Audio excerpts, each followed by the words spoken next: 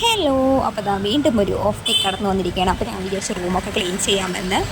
അപ്പോൾ അതാ നമ്മൾ റൂമൊക്കെ ക്ലീൻ ചെയ്തതിന് ശേഷം തേനെല്ലിക്ക ഉണ്ടാക്കാൻ വെച്ചു. ഇപ്പോൾ രണ്ടാമത്തെ തവണയാണ് തേനെല്ലിക്ക ഉണ്ടാക്കുന്നത്. തേനെല്ലിക്ക ഉണ്ടാക്കി വളരെ ഇഷ്ടപ്പെട്ടു എല്ലാവർക്കും വീട്ടിലുണ്ടാക്കിയപ്പോൾ. അപ്പോൾ ഞാൻ പിന്നെ വിചാരിച്ചു ഇവർക്കും കൂടി ഉണ്ടാക്കി കൊടുക്കാമെന്ന്. അപ്പോൾ അതാ ഞാൻ കിച്ചണിലൊക്കെ കയറി തേനെല്ലിക്ക ഉണ്ടാക്കുകയാണ്. അപ്പോൾ ഞാൻ റീൽസാണ് ഇത് ഫസ്റ്റ് റീൽസാണ് കണ്ടത്. അപ്പോൾ ഇത് എനിക്ക് നന്നായിട്ട് ഇഷ്ടപ്പെട്ടു. കഴിച്ചപ്പോൾ നന്നായിട്ടൊക്കെ ഇഷ്ടപ്പെട്ടു. അപ്പോൾ ഞങ്ങളിതാ ഇവിടെയും കൂടി ഉണ്ടാക്കാമെന്ന് വെച്ചു. അപ്പോൾ ഇതിന് എടുത്തത് പനം കൽക്കണ്ടാണ് കേട്ടോ. കളറിന് വേണ്ടിയിട്ട് ശർക്കരയും കൂടി ഇട്ടാൽ നല്ല ബ്ലാക്ക് കളർ കിട്ടും, നല്ല രസമുണ്ട് കാണാനൊക്കെ. അപ്പോൾ ഞാനിതിലേക്ക് എടുത്തത് പനം കൽക്കണ്ടമാണ്. അപ്പോൾ നന്നായിട്ട് തിളക്കുന്നുണ്ട്. എന്നിട്ട് 2-3 ദിവസം കഴിഞ്ഞിട്ട് എടുത്താൽ മതി, നല്ല മധുരം ഉണ്ടാവും കേട്ടോ. അപ്പോൾ ഞങ്ങളതൊക്കെ എടുത്തു.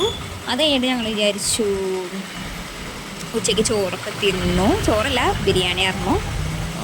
അപ്പോൾ അങ്ങനെ പിന്നെ വിചാരിച്ചു പുറത്തേക്കൊക്കെ പോകാമെന്ന്. അപ്പോൾ ഞങ്ങൾ ഓണൊക്കെ അല്ലേ, അപ്പോൾ ഓണത്തിൻ്റെ ഡ്രസ്സൊക്കെ പർച്ചേസ് ചെയ്യാമെന്ന് വെച്ച് പുറത്തേക്ക് പോകാമെന്ന് വിചാരിച്ചു.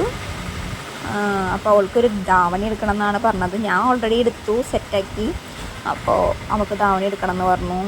അപ്പോൾ ഞാൻ അവളെ വെയിറ്റ് ചെയ്തിരിക്കണം. അവൾ റൂമൊക്കെ കൂട്ടി വരാൻ വേണ്ടി ഞാൻ വെയിറ്റിംഗ് ആണ്. അപ്പോൾ ഞങ്ങൾ ഡ്രസ്സ് എടുക്കാമെന്ന് വെച്ചത് രാധാകൃഷ്ണനാണ്. മറ്റേ അവരുടെ രണ്ട് ബ്രാഞ്ച് ഉണ്ട്. ഒരു കുഞ്ഞ് രാധാകൃഷ്ണൻ്റെ വലിയതുകൊണ്ട് ഞങ്ങൾ ചെറുതിലാണ് കയറിയത്.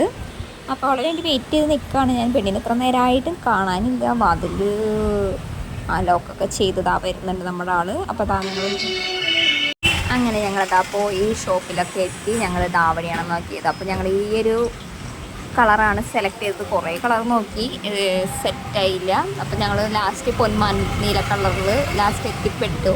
അങ്ങനെ ഞങ്ങൾക്കത് ഇഷ്ടപ്പെട്ടു. ഞങ്ങൾ നേരെ തിരിച്ചു വന്നപ്പോൾ നമ്മുടെ വഴിയിൽ നമ്മുടെ മനീഷ വീട്ടിൽ നിന്ന് ഓഫൊക്കെ കഴിഞ്ഞ് വരുന്നു. അപ്പോൾ ഞങ്ങൾ ഒരുമിച്ച് ഓട്ടോറിക്ഷയിലൊക്കെ കയറി. അങ്ങനെ ഞങ്ങൾ ഹോസ്റ്റലിലെത്തി. Okay, by.